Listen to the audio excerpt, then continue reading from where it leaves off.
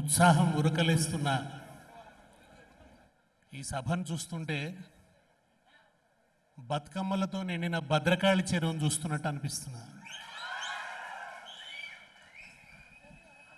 తంగేడు పువ్వులు తంబాలమంతా తీరొక్క రంగుల్ల తీరిచ్చిన పువ్వు, తీరొక్క రంగుల్ల తీరిచ్చిన పువ్వు, బంగారు చీరలు బాజారులన్నీ, బంగారు చీరలు బాజారులన్నీ, బంగారు చీరలు బాజారులన్నీ. బతుకమ్మ పండుగ నా తెలంగాణ, నా తెలంగాణ, బంతి పూల తోట నా తెలంగాణ, నా తెలంగాణ. బతుకమ్మ పండుగ నా తెలంగాణ, నా తెలంగాణ, బంతి పూల తోట నా తెలంగాణ, నా తెలంగాణ. నాగేటి సాల్లల నా తెలంగాణ, నా తెలంగాణ, నవ్వేటి బతుకులు నా తెలంగాణ, నా తెలంగాణ. నాగేటి సాల్లల నా తెలంగాణ, నా తెలంగాణ, నవ్వేటి బతుకులు నా తెలంగాణ, నా తెలంగాణ. ఆ ధ్వనిలో నా గొంతు నాకు వినిపిస్తలేదు. బహుశా ఇది కొంచెం పెంచాను, కొంచెం ఎక్కువ తగ్గించు బ్రదర్, ఎక్కువ తగ్గించు, కొంచెం ఇది పెంచు.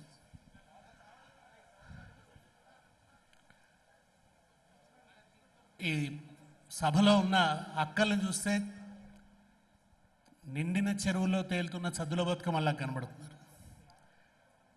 ఆత్మవిశ్వాసం మెరిసిపోతున్నది ఇవాళ బీఆర్ఎస్ పార్టీ కార్యకర్తలలో. ఎందుకంటే ఇది దరిద్రపు కొట్టు పరిపాలన అని ప్రజలకు అర్థమైపోయింది.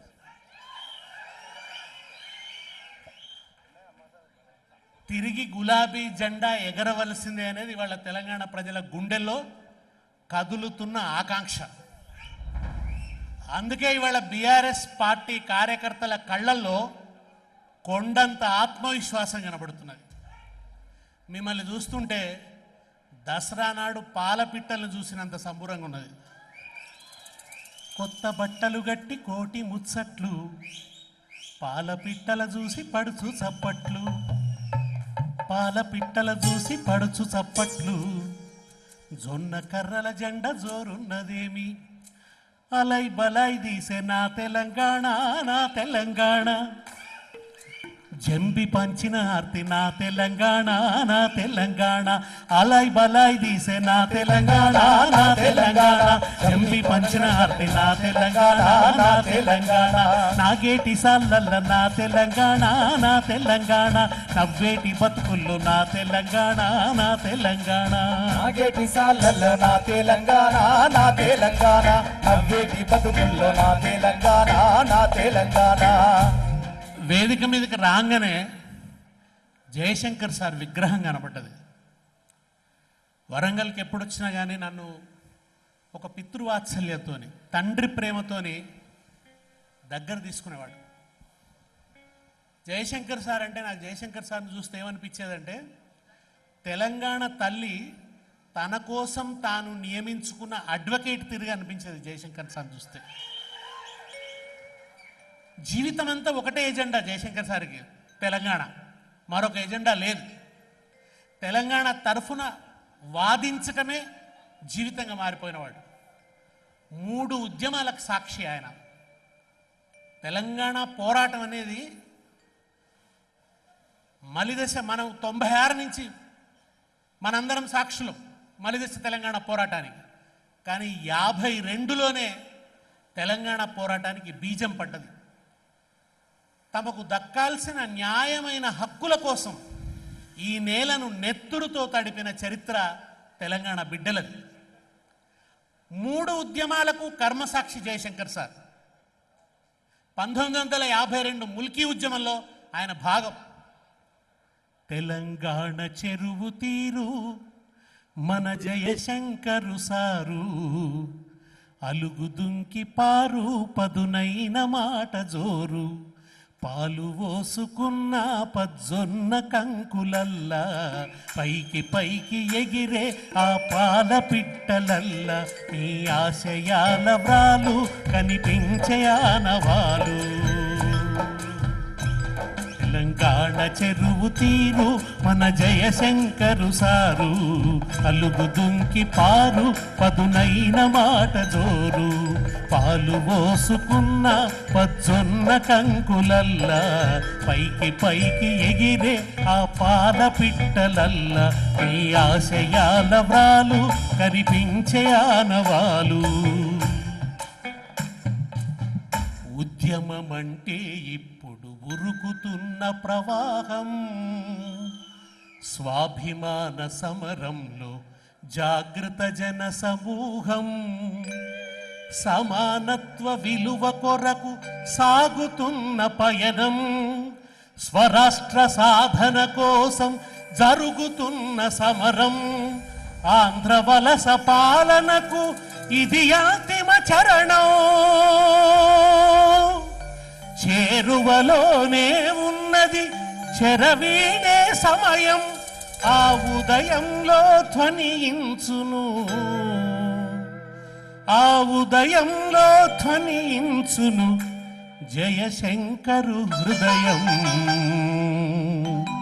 తెలంగాణ చెరువు తీరు మన జయశంకరు సారు అలుగు దుంకి పారు పదునైన మాట జోరు పాలు పోసుకున్న పచ్చొన్న కంకులల్లా పైకి పైకి ఎగిరే ఆ పాల పిట్టలల్లా ఈ ఆశయాల వ్రాలు కనిపించే ఆనవాలు జయశంకర్ గారు నేను అడిగిన ఒకసారి సార్ మీరు 1969 పోరాటంలో చాలా ఉద్విగ్న భాగస్వామి మీరు చాలా భావోద్వేగంతో పాల్గొన్నారు రక్త తర్పణం జరిగింది 69 ఉద్యమంలో 69 ఉద్యమం ఎట్లా జరిగిందంటే ఒక పిచ్ బ్యాట్లింగ్ అంటే యుద్ధక్షేత్రానికి అటువైపు పోలీసులు ఇటువైపు జనం తుపాకులతో కాలుస్తున్నారు రాజ్భవన్ చార్మినార్ నుంచి రాజ్భవన్కు పాదయాత్ర పెట్టుకున్నారు ఉద్యమకారులు ఆ పాదయాత్రలో బాబు కొంచెం ఎక్కువ తగ్గించమ్మా ఎక్కువ ఉంది ఆ పాదయాత్రగా ఉద్యమకారులు వస్తుంటే పోలీసులు కాల్చుతున్నారు మామూలు ఈ ప్రాంతపు పోలీసులైతే దయా దాక్షిణ్యాలు చూపిస్తారని అప్పుడున్న కాంగ్రెస్ ప్రభుత్వం కర్కోటక కాంగ్రెస్ ప్రభుత్వం కాసు బ్రహ్మానందరెడ్డి ప్రభుత్వం మలబారు పోలీసుల్ని రప్పించారు మలబార్ రెజిమెంట్ అనేది ఆ రోజు దేశంలో చాలా క్రూరమైన రెజిమెంట్గా పేరుపడ్డది ఆ రెజిమెంట్ను తెలంగాణ బిడ్డల్ని చంపడం కోసం పిలిపించారు తెలంగాణ ఉద్యమం తెలంగాణ నినాదం మొలకెత్తొద్దు ఆ నినాదం ప్రతిధ్వనించొద్దు అది గాలిలో కూడా వినబడొద్దు అని చెప్పి మలబార్ రెజిమెంట్ను పిలిచారు వాళ్ళు ఇష్టం వచ్చినట్టు కాల్పులు చేస్తున్నా కూడా ఆ ఊరేగింపులో నడుస్తున్న వాళ్ళు ఒకవైపు కాల్పులు బుల్లెట్లు దూసుకొస్తున్నాయి బుల్లెట్లు తాకుతున్నాయి నెత్తుటి మడుగులో పడిపోయేవాళ్ళు నిజానికి ఏమైపోతారు లాఠీ చార్జీ చేస్తేనే కకావికలైపోతాం పరిగెత్తుతాం అక్కడి నుంచి కానీ 69 ఉద్యమంలో తెలంగాణ బిడ్డలు చూపించిన పోరాట పటిమ ఎంత గొప్పదంటే బుల్లెట్ల వాన కురుస్తున్నా తమ తోటి ఉద్యమకారుడు నెత్తుటి మడుగులో రాలిపోతున్నా జంకకుండా వెనుకడుగు వేయకుండా రాజ్భవన్ దాకా నడిచినారు 69 ఉద్యమ వీరులు ఆనాడు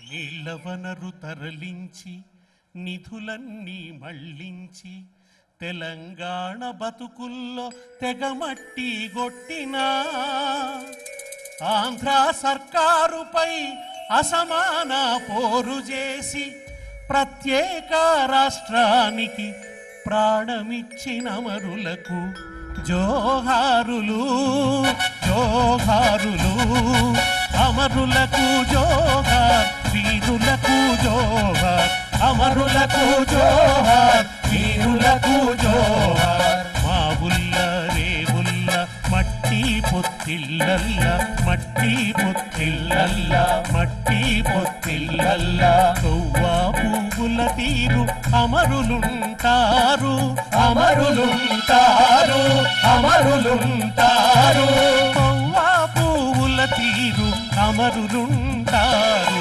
జోహారులు జోహారులు అమరులకు జోహార్, వీరులకు జోహార్, అమరులకు జోహార్, వీరులకు జోహార్.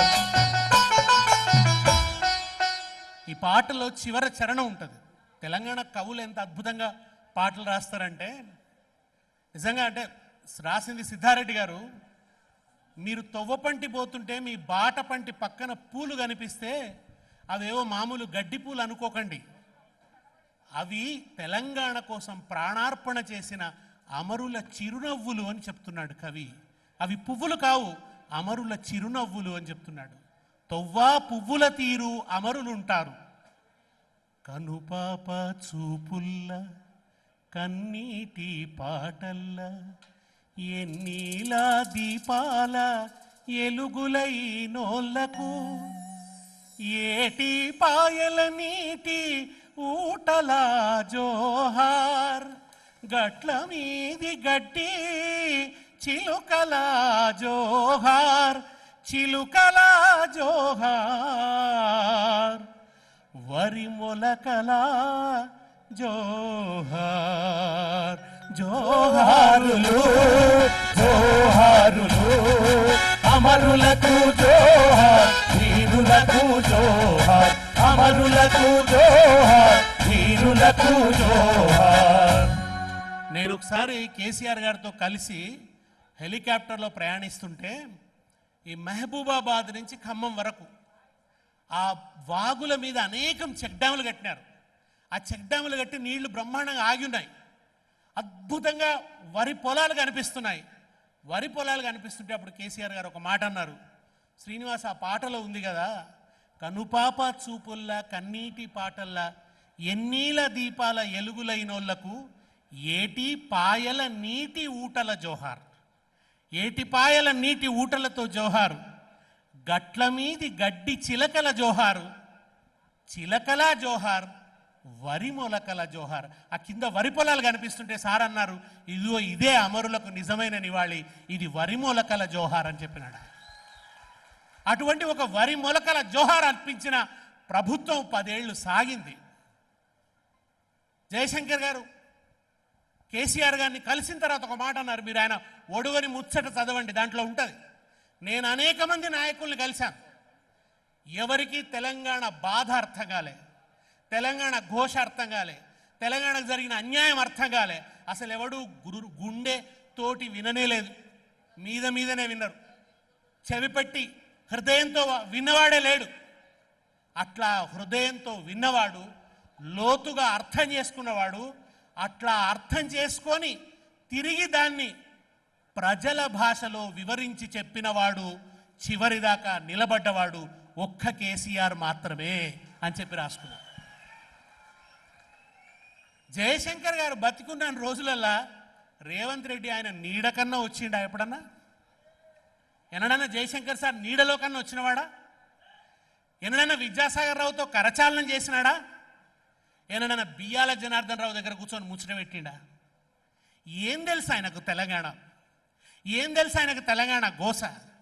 ఏ కష్టపడితే, ఎంత బాధను అనుభవిస్తే, ఎంత నొప్పిని సహిస్తే ఈ తెలంగాణ సాధ్యమైందో, సాకారమైందో, ఎంత ఒత్తిడిని అనుభవిస్తే, ఎంత టెన్షన్ను భరిస్తే, ఎన్ని అవమానాల్ని తట్టుకుంటే, ఎంత దుఃఖాన్ని పంటి బిగువున భరిస్తే ఈ తెలంగాణ సాక్షాత్కారమైందో ఈ మానవుడికి అర్థమవుతుందా? ఇవాళ హాయిగా వచ్చి కుర్చీ మీద కూర్చున్న వాడికి అర్థమవుతుందా? రేవంత్ రెడ్డి అంత దుర్మార్గంగా మాట్లాడిందంటే, నీళ్లు నిధులు నియామకాలు అన్నది ప్రజల నినాదం కాదు అని మాట్లాడినాడు. అది కేసీఆర్ సృష్టించిన నినాదం అని మాట్లాడినాడు. బహుశా రేవంత్ రెడ్డి మాట్లాడినంత అజ్ఞానపు, అవివేకపు, వికృత వ్యాఖ్యలు తెలంగాణలో ఇంకే నాయకుడు మాట్లాడి ఉన్నాడు. నేను ఒక మాట బాగా చెప్పగలను, రేవంత్ రెడ్డి మాట్లాడిన ఆ వ్యాఖ్యలు కనుక విదేశాల్లో మాట్లాడితే, నేను చాలా చెప్తా ఇంకా ఆయన ఎప్పుడెప్పుడు ఏం మాట్లాడాడో, ఆ వ్యాఖ్యలు విదేశాల్లో కనుక చేస్తే అయితే జైళ్ళనన్నా వేస్తారు, లేకుంటే పిచ్చాసుపత్రులు అన్న బారేస్తారు. అయితే జైలు వేస్తారు, లేకుంటే పిచ్చాసుపత్రులు బారేస్తారు. ముఖ్యమంత్రిగా మాత్రం ఉండనియరు. మన కర్మానికి మనమే ముఖ్యమంత్రిగా భరించవలసి వస్తున్నది. నీళ్లు నిధులు నియామకాలన్నది ఉద్యమ నినాదమే కాదు, ప్రజల నినాదమే కాదు అని మాట్లాడినవాడు రేవంత్ రెడ్డి. నిజానికి నిధులు నీళ్లు నియామకాలన్నది కేసీఆర్ గారు చేసిన కాయినైజ్ కాదది, అది జయశంకర్ గారు చేసినటువంటి కాయినైజ్. ఎప్పుడు జయశంకర్తో మాట్లాడినవాడు కాదు. జయశంకర్తో తెలంగాణ చరిత్ర ఏందో, లేదా తెలంగాణకు ఏ దశలో ఏ అన్యాయం జరిగిందో ఆయన సాక్ష్యాధారాలతో వివరిస్తుంటే విన్నవాడు కూడా కాదు. తెలంగాణ ఉద్యమం మీద గౌరవమే లేనివాడు, తెలంగాణ ఉద్యమానికి ప్రతిఘాతకుడిగా పనిచేసినవాడు, ద్రోహం చేసినవాడు. ఇవాళ ఆయన తెలంగాణ గురించి మాట్లాడుతున్నాడు. ఆ పరిపాలన చూస్తే ఇవాళ మనకు నెత్తురు మరుగుతున్నది. ఎందుకంటే ఇది ఉత్త కుట్రలు కుచ్చితాలే తప్ప ప్రజలు కేంద్రంగా ఆలోచించని ఒక బట్టెబాజి పాలన. నాజీలు నాకు ఆదర్శమని ప్రకటించుకుంటున్న నయవంచక పాలన. తెలంగాణ బిడ్డలు పాట పాడినరు. ఏమని పాడినరు? నిజాం సర్కారును నిరసిస్తూ పాడినరు, దొరలను నిరసిస్తూ పాడినరు, జన్నారం ప్రతాపరెడ్డిని నిరసిస్తూ పాడినరు. బండెనక బండి గట్టి 16 బండ్లు గట్టి ఏ బండ్లే వత్తవు కొడుకో నైజాము సరుకరోడా, ఏ బండ్లే వత్తవు కొడుకో నైజాం సర్కరోడా అని తర్వాత ఏమన్నారంటే నాజీల మించినవురో నైజాము సరుకరోడా. తెలంగాణ ఉద్యమకారుడికి, రైతాంగ సాయుధ పోరాటంలో తుపాకీ ఎత్తిన తెలంగాణ బక్క రైతుకు నాజీలెవరో తెలుసు. జర్మనీలో యూదుల్ని చంపుతున్న, అమానుషంగా యూదుల్ని హత్య చేస్తున్న హిట్లర్ సైనికులు నాజీలు. హిట్లర్ది నాజీ మతం. ఆ హిట్లర్ మా ఆర్యుల రక్తం గొప్పది, మా నాజీల రక్తం గొప్పది, దీన్ని యూదులు మలినం చేస్తున్నారని చెప్పి 64 లక్షల మంది యూదులను గ్యాస్ ఛాంబర్లలో వేసి చంపిండు. అంటే ఒక గ్యాస్ ఛాంబర్లోకి పంపించి విషవాయువు పంపిస్తారు, ఆ విషవాయువుతో వాళ్ళందరూ చచ్చిపోయారు. 64 లక్షల మందిని చంపాడు. రెండో ప్రపంచ యుద్ధానికి కారణమైన వాడు ఆ హిట్లర్ నాకు ఇన్స్పిరేషన్ అని చెప్తాడు రేవంత్ రెడ్డి. ఆ నరరూప రాక్షసుడు నాకు ఇన్స్పిరేషన్ అని చెప్తాడు. ఇంత సిగ్గుమాలినోడు ఇంకెవడని ఉంటాడా? ఇంత దిగజారిన నాయకుడు ఇంకెవడని ఉన్నాడా? ఎక్కడ మాట్లాడుతున్నా, ఏ వేదిక మీద మాట్లాడుతున్నా, ఏం మాట్లాడుతున్నా దాని అర్థం ఏమిటి, దాని నుంచి ఏ సంకేతం పోతుందో ఏ సీరియస్నెస్ లేని ఒక బలాదూర్ నాయకుడు రేవంత్ రెడ్డి. కేవలం బలాదూర్ అయితే పర్వాలేదు, ఉత్త బటాచోర్ నాయకుడు కూడా, లూఠీ చేసే నాయకుడు, బలాదూరు బటాచోర్ నాయకుడు, అందిన కాడికి అడ్డంగా దోచుకుంటున్న బటాచోర్ నాయకుడు. తెలంగాణ అస్తిత్వాన్ని అవమానపరుస్తున్న ద్రోహ పాలన నడుస్తున్నది ఇవాళ. తెలంగాణ అస్తిత్వాన్ని అవమానపరుస్తున్నటువంటి ద్రోహ పాలన నడుస్తున్నది. ఒక చేతగాని వదరుబోతు వాజమ్మ పాలన నడుస్తున్నది. ఢిల్లీకి గులాంగిరి చేసే, మనది ఢిల్లీని గడగడ వణికించిన పార్టీ.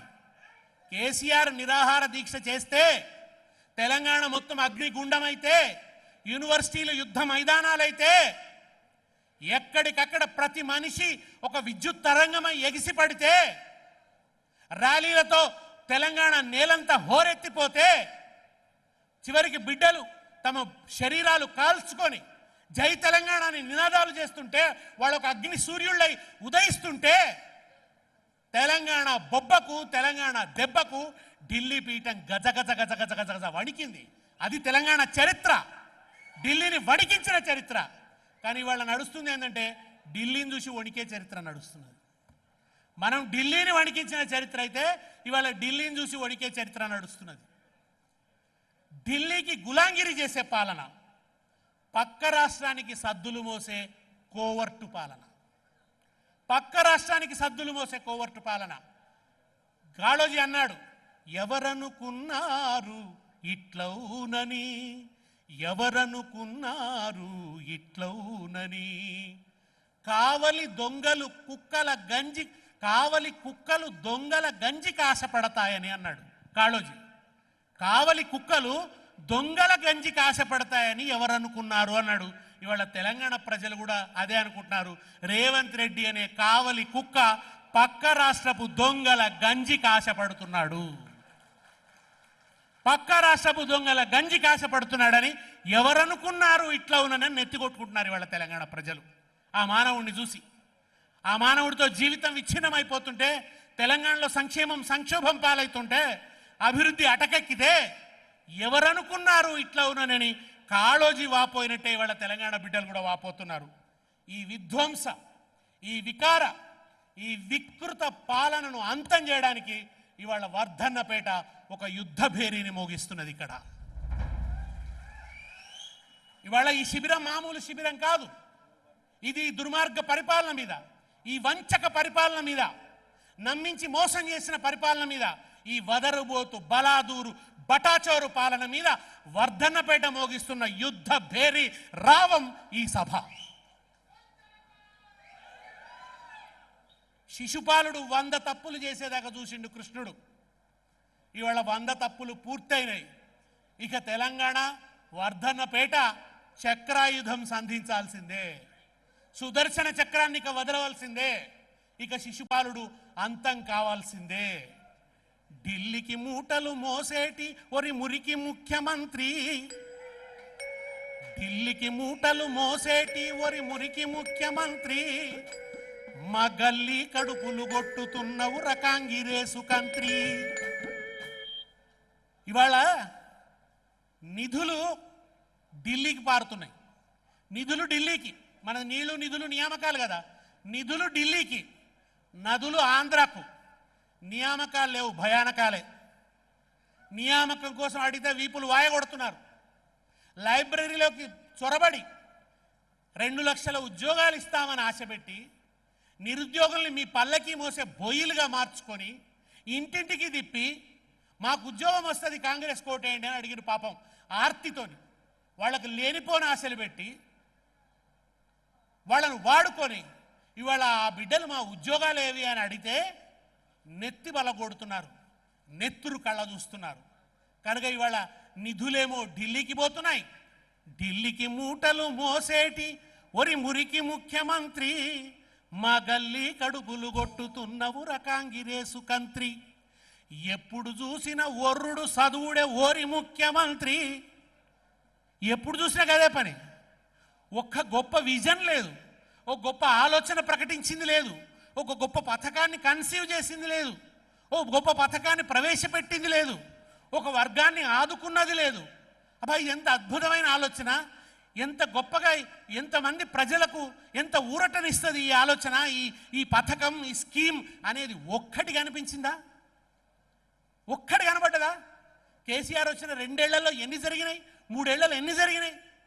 ఇవాళ 3 ఏళ్ళు గడిచిపోతే ఒక్క బృహత్తర కార్యక్రమం ఏదైనా జరిగిందా? ఒక్క సీరియస్తో ఒక్క ప్రోగ్రాం జరిగిందా? ఏమీ లేదు. ఎప్పుడు చూసిన ఒర్రుడు చదువుడే ఓరి ముఖ్యమంత్రి, నీ కోటు వేస్తే మా కొరిగిందేందిరా కాంగిరేసు కంత్రి. నీకు ఓటేస్తే ప్రజలకు కొరిగింది. అన్ని విధాలా దగా చేసి, అన్ని విధాలా మోసం చేసి ఊరేగుతున్నటువంటి పరిపాలన. నేను మొన్న అడిగితే ఒక ముసలాయన అన్నాడు, సార్ ఇక మెడకవడ్డ పాము కరవకమానదు సార్, ఇంకొక 2 ఏళ్ళు భరించాలి అంతే కదా సార్ అన్నాడు. మెడకవడ్డ పాము కరవకమానదు. వికృత వ్యాఖ్యలు. ఎలక్షన్లకు ముందు రేవంత్ రెడ్డి ఒక మాట అన్నాడు, ప్రజలకు మోసపోవడం అలవాటు, మాకు మోసం చేసుడు అలవాటు అన్నాడు. ఇంతకంటే దిగజారుడు వ్యాఖ్య ఉంటుందా? ఇంకా ప్రజలకు మోసపోవడం అలవాటు, మాకు మోసం చేసుడు అలవాటు అని బాహాటంగా ప్రకటించుకున్న ఒకే ఒక్క నాయకుడు రేవంత్ రెడ్డి. అంతేనా?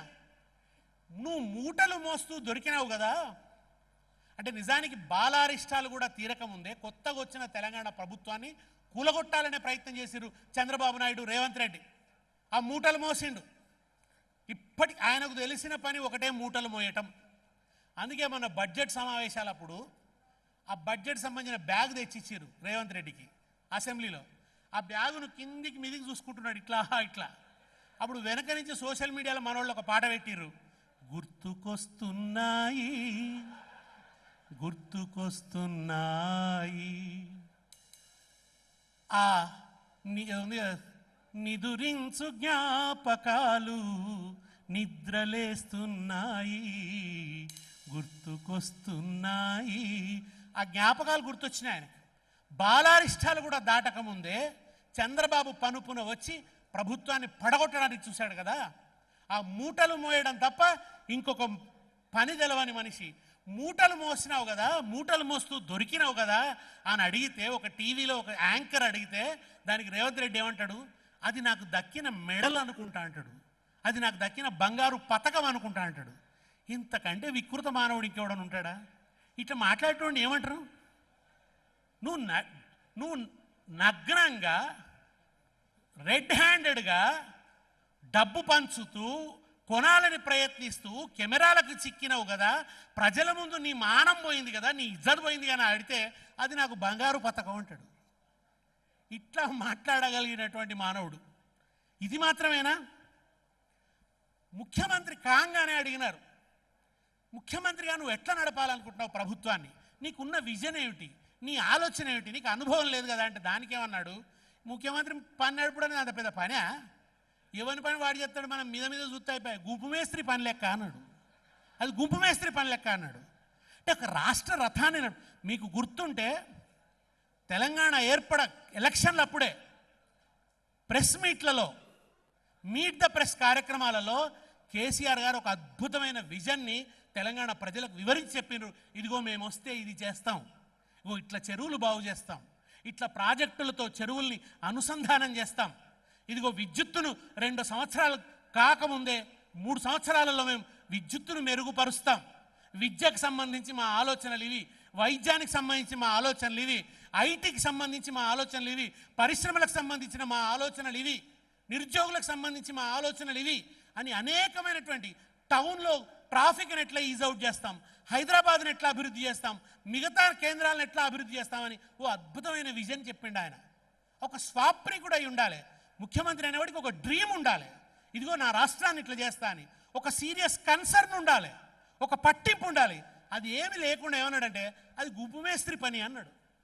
గుంపు మేస్త్రి పని, ఎవడి పని వాడు చేస్తాడు, మనం మీద మీద చూస్తే అయిపోయా అని అంత తేలికపాటి అభిప్రాయం పరిపాలన పట్ల ఉన్న నాయకుడు రేవంత్ రెడ్డి. అంత చులకన అభిప్రాయం ఉంది ఆయనకు పరిపాలన అంటే. ఇంకా దుర్మార్గమైన మాట, హైడ్రా పేరుతో ఇండ్లు కూలగొడుతున్నాడు ఆయన. ఇండ్లు కూలగొడుతూ ఉంటే పాపం వాళ్ళు విలవిలలాడుతూ ఆర్తనాదాలు చేస్తున్నారా హైడ్రాలో ఇండ్లు కూలిపోయిన వాళ్ళు. శని ఆదివారాల్లో శనిలాగా దాపురించి కోర్టు లేని రోజులల్ల కొంపలు గూల్చేసుడాయే. ఓ ప్రభుత్వం ప్రజలకు ఒక అవకాశం ఇస్తుంది, అయ్యో నా దానికి పర్మిషన్లు ఉన్నాయి, నేను కోర్టుకు పోతా, కోర్టు నుంచి అనుమతి తెచ్చుకుంటా, ఆ అవకాశం ఇవ్వకుండా కూలగొట్టాలి. ప్రజలకుండే ఆ హక్కును కాలరాయాలనే నియంతృత్వ మనస్తత్వం. కోర్టు లేని రోజులల్ల కొంపలు గూల్చేసుడాయే. అర్ధరాత్రి వేళవాడు ఆపదోలే వచ్చుడాయే. నిద్రలున్న ఇండ్ల మీద బుల్డోజరు దించుడాయే. బడుగు జీవి గూడు మీద పిడుగులు గురిపించుడాయే. ఉలికిపడి లేచెలోపే ఉన్న ఇల్లు గూల్చుడాయే.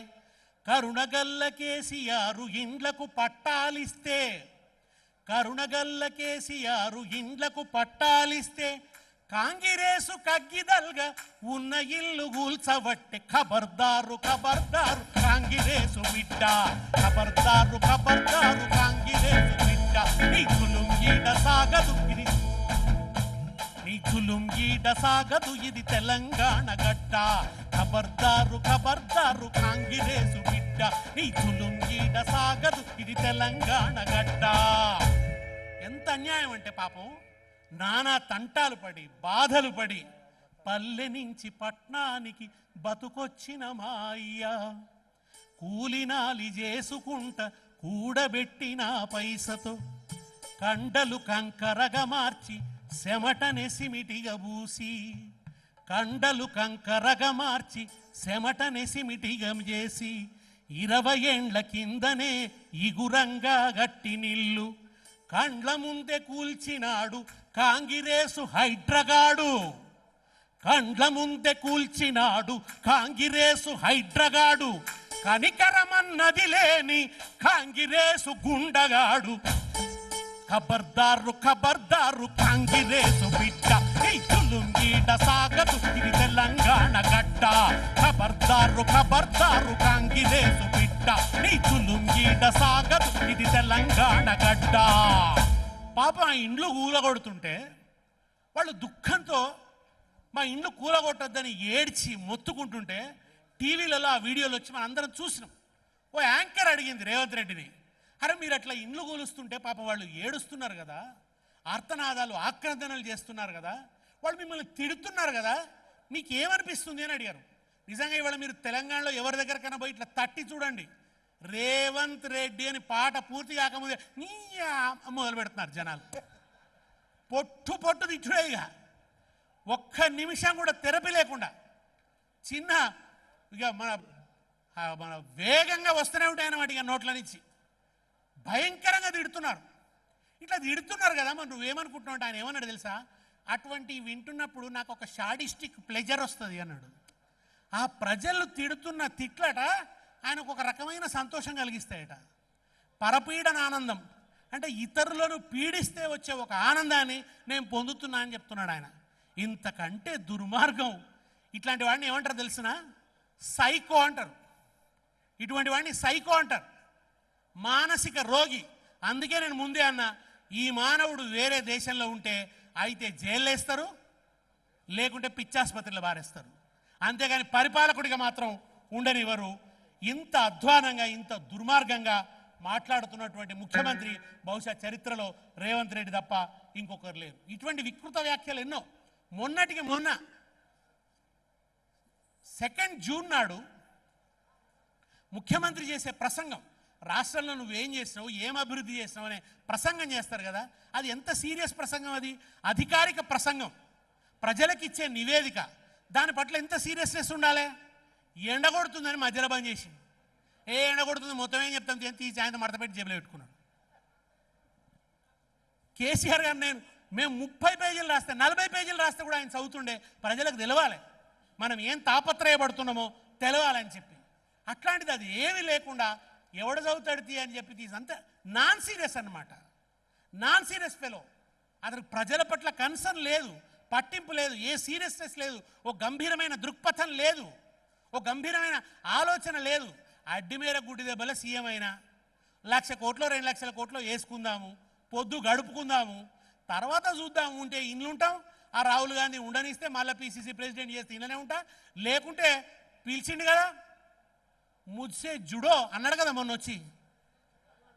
మన అదేంది ఆ సినిమాలో బ్రహ్మానందం అంటాడు, మేము అక్కడికి రమ్మంటాం, ఎక్కడికో తీసుకెళ్ళాలనుకుంటాం, మీరు రారు అంటాడు చూడండి.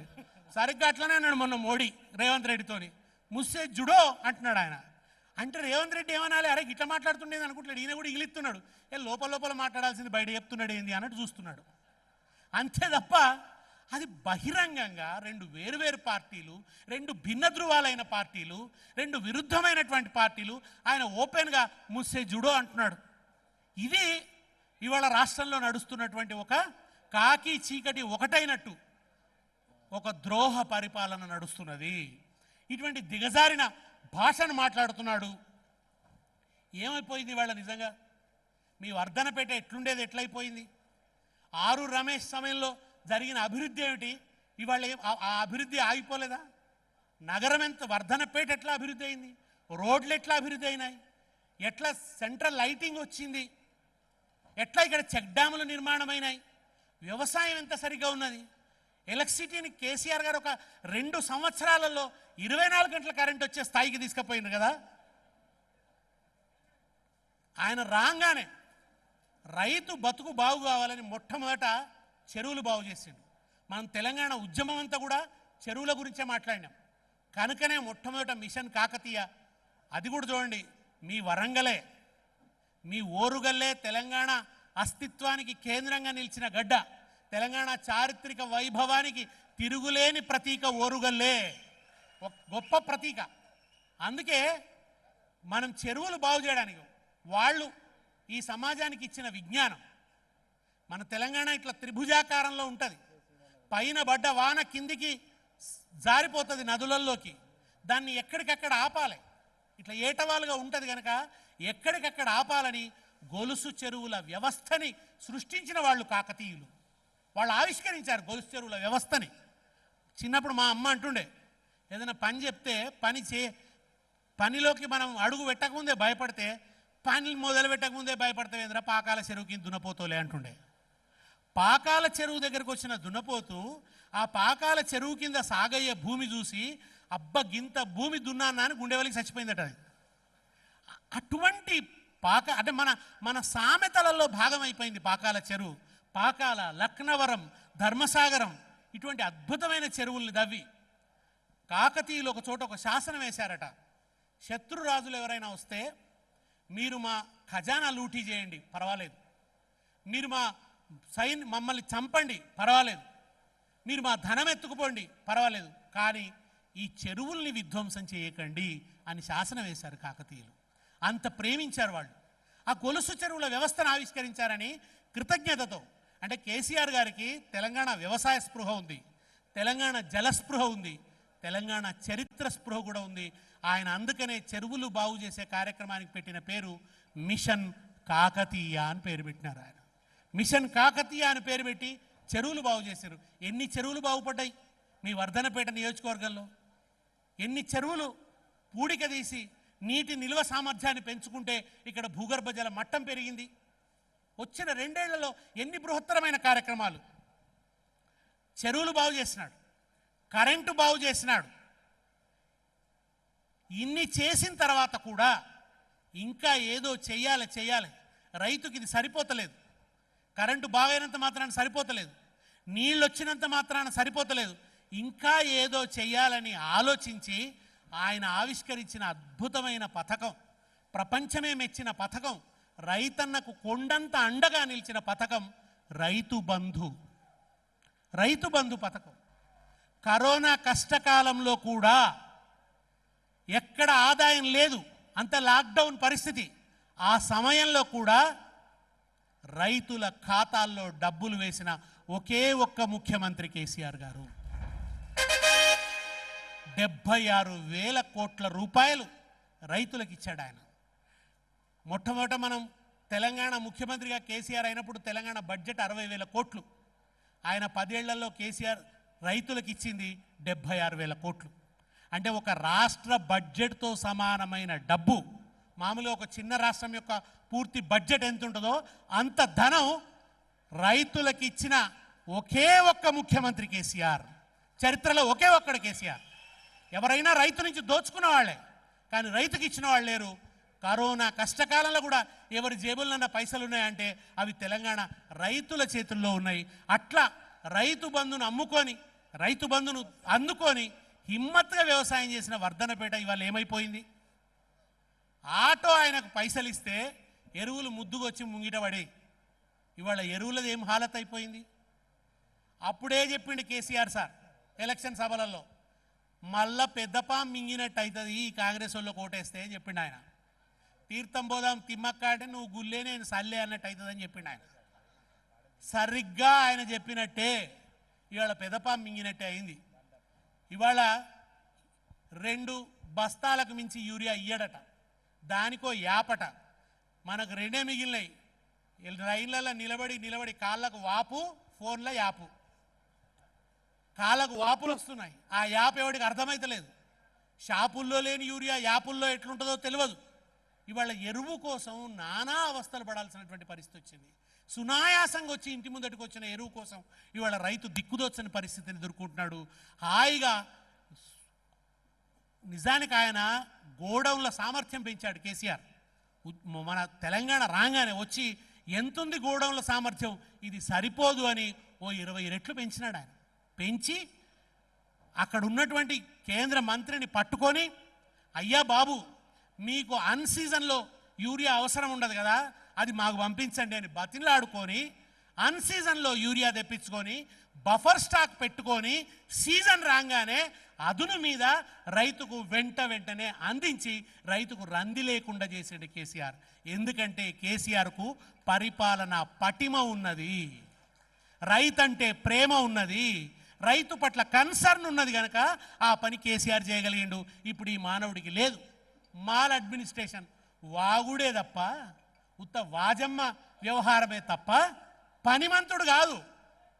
అట్ట కిరీటం పెట్టుకున్నోడు, అట్టపర్వతం పట్టుకున్నోడల్లా హనుమంతుడు కాదు, నెమలిక పెట్టుకున్నోడల్లా కృష్ణుడు కాదు, కుర్చీ మీద కూర్చున్నోడల్లా పనిమంతుడు కాదు.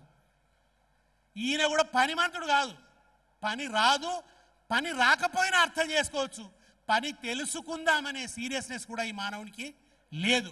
కనుకనే ఇవాళ ఎరువుల కోసం నానా అవస్థలు పడుతున్నారు. కేసీఆర్ గారు తీసుకున్నటువంటి చర్యల వల్ల, వ్యవసాయం అభివృద్ధి కావడం వల్ల, పరిపాలన సంస్కరణలు చేయడం వల్ల మన చిన్న పట్టణాలు కూడా అభివృద్ధి అయ్యి, జిల్లా కేంద్రాలు కొత్తవి వచ్చి ఒక రకమైనటువంటి ఒక అభివృద్ధి క్రమం పుంజుకున్నది. దానివల్ల ఏమైంది? భూముల ధరలు పెరిగినాయి. తెలంగాణలో భూముల ధరలు పెరిగినాయి. భూముల ధరలు పెరగడం వల్ల రైతులకు ధైర్యం పెరిగింది.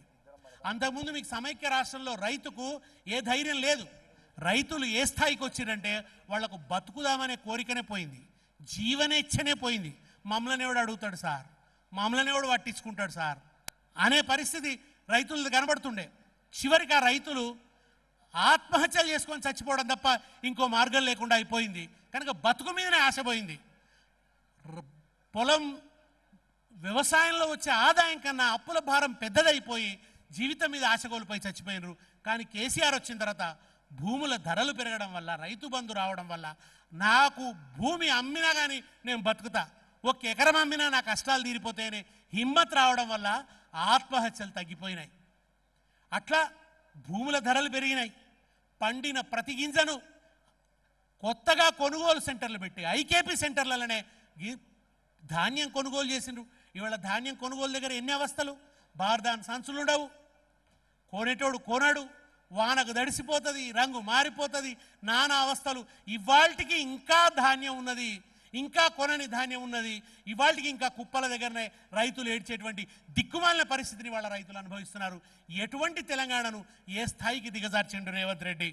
ఇవాళ భూగర్భ జలాలు పాతాళానికి పడిపోతున్నాయి. ఊర్లలో మళ్ళీ బోరు బండ్లు కనబడుతున్నాయి. కేసీఆర్ ఉన్నప్పుడు అదృశ్యమైపోయినాయి బోరు బండ్లు అదృశ్యమైపోయినాయి. మోటార్ వైండింగ్ చేసే వాళ్ళకు పని లేకుండా పోయింది కరెంటు బాగుండడం వల్ల. కరెంటు గాలిపోయే పరిస్థితి లేకుండే. సమైక్య రాష్ట్రంలో పాటలు పాడేవాళ్ళం. దొంగోళ్ళొచ్చే కరెంటుకు కావలెట్లగాద్దు, నేనేం సామెట్ల చేద్దు, కాలిపోయిన మోటారెత్తుక పట్నామెట్ల పోదు, నే పైన మెట్ల చేతూ. ఈ పాట ఉండే.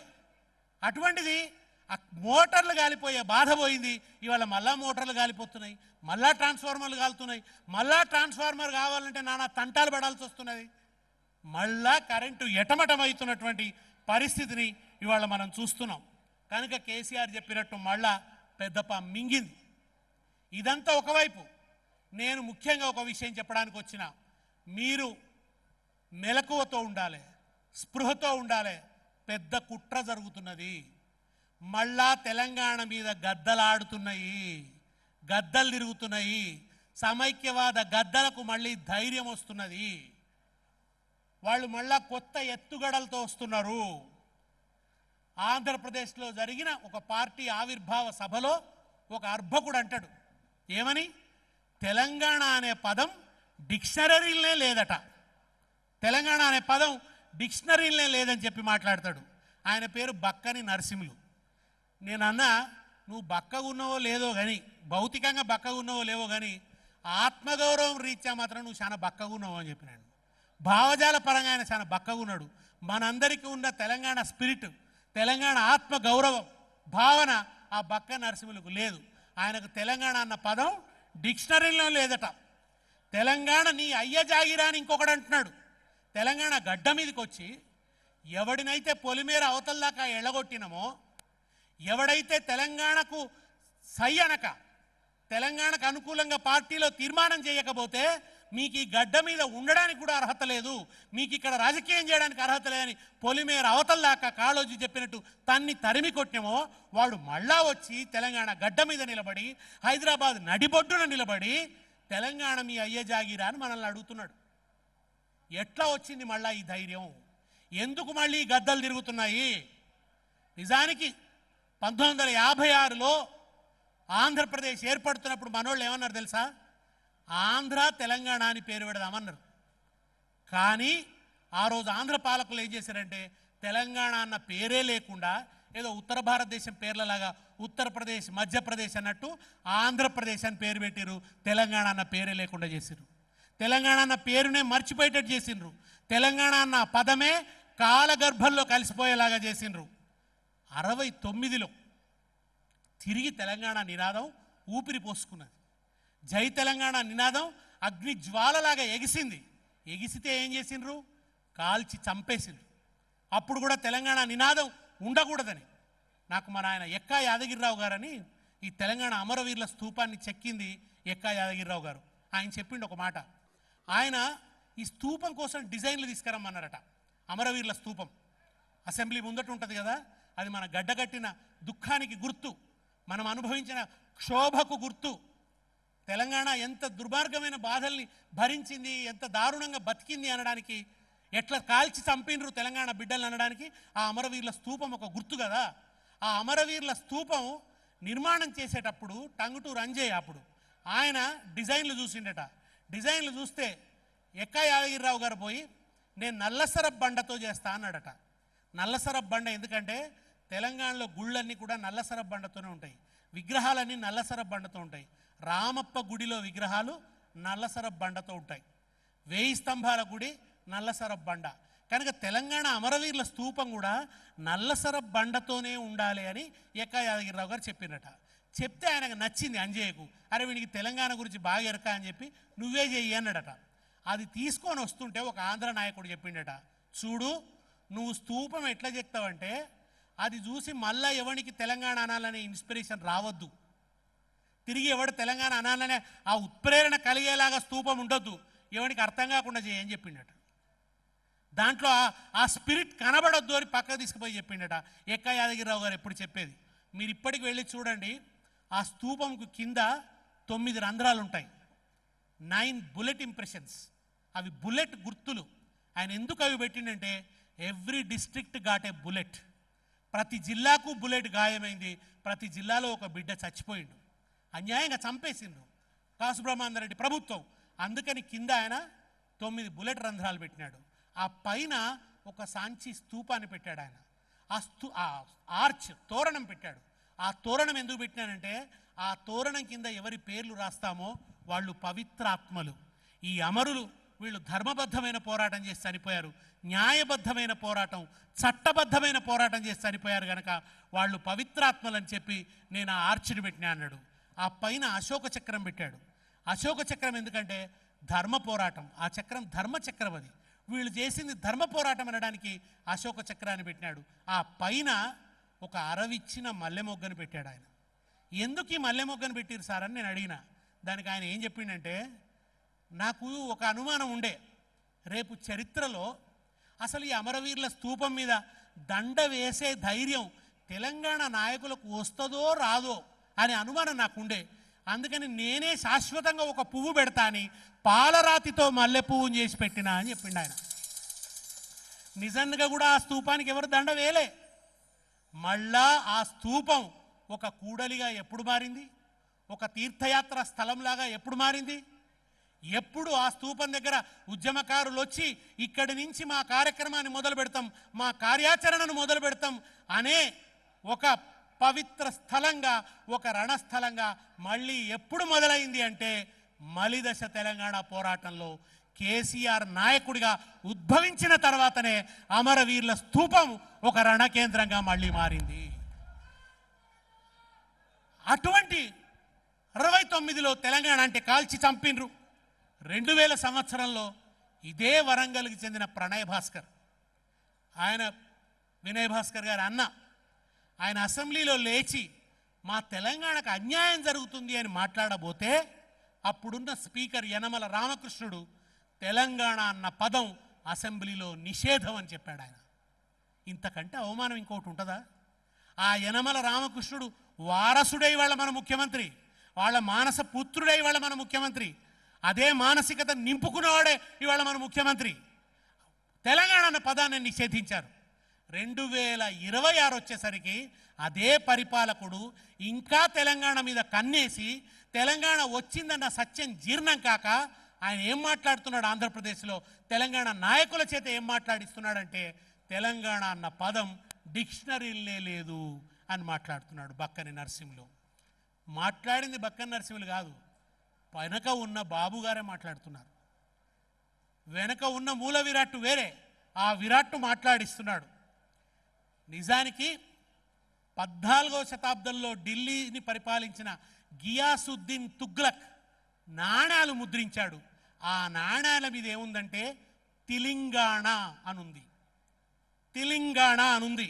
14వ శతాబ్దం నుంచే మనకు తెలంగాణ అన్న పదం కనిపిస్తుంది. కానీ నరసింహులకు ఇప్పటికి కనిపిస్తలేవట. ఆయన కళ్ళకు పాయింటే వచ్చిందో, పవరే ఎక్కువైందో, ఆయన నజర్ ఎందుకు తక్కువైందో మనం ఆలోచించవలసి ఉంది. ఆయనకు మనం తెలంగాణ అమరవీరుల స్తూపం దగ్గరికి వచ్చి ఆ బక్క నరసింహులు తలకాయన అమరవీరుల స్తూపం దగ్గర దండం పెట్టిపిస్తే ఆయనకు తిరిగి దృష్టి వస్తుంది. తెలంగాణ పదం ఎప్పటి నుంచి చరిత్రలో ఉందో ఆయనకు అర్థమవుతుంది. 14వ శతాబ్దంలోనే తెలంగాణ అనేది, అంతకుముందు టాలమీ క్రీస్తుపూర్వం 2వ శతాబ్దంలోనే ఆయన భౌగోళిక శాస్త్రజ్ఞుడు టాలమీ టెలింగాన్ అనే పదం వాడాడు. ఆయన టెలింగాన్ అనే ప్రాంతం ఉందని ఆ పదం వాడాడు ఆయన. తెల్లాపూర్, ఇవాళ మీరు హైదరాబాద్లో బిహెచ్ఎల్ దగ్గర ఉండే తెల్లాపూర్కి పోతే అక్కడ ఒక శాసనం ఉంటుంది. ఆ శాసనంలో తెల్లాపూరు పేరు తెలంగాణపురం అని ఉంది. అది కూడా 14వ శతాబ్దానికి చెందిందే. తెలంగాణపురం అని ఉంటుంది. అప్పటి నుంచి తెలంగాణ అనే పదం జాజ్వల్యమానంగా వెలుగుతున్నది. ఇదే వరంగల్కి చెందిన ప్రతాపరుద్రుడిని ఢిల్లీ సుల్తాన్ ఎత్తుకపోయిన తర్వాత ఆయన మంత్రి అయిన గన్నమ నాయకుడు ముస్లిం మతాన్ని తీసుకున్నాడు. ముస్లిం మతాన్ని తీసుకుంటే ఢిల్లీ సుల్తాన్లు ఆయనకు ఒక బిరుదు ఇచ్చారు ఆ గన్నమ నాయకుడికి. ఏమనంటే ఖాన్ ఏ తెలంగాణ, ఖాన్ ఏ తెలంగాణ అని బిరుదు ఇచ్చారు. ప్రతాపరుద్రుడి కాలం నుంచే తెలంగాణ అనే పదం ఉంది. తెలంగాణ తల్లి భావన 1940లోనే దాశరథి నిజాం భటులు తీసుకుపోయారని నిజామాబాద్ జైల్లో వేస్తే, ఆ జైల్లో కొడుతుంటే చిత్రహింసలు భరిస్తూ బొగ్గు ముక్క తీసుకొని పండ్లు దోముకోవడానికి బొగ్గు ముక్క ఇస్తే ఆ బొగ్గు ముక్కను తీసుకొని జైలు గోడల మీద రాసిండు.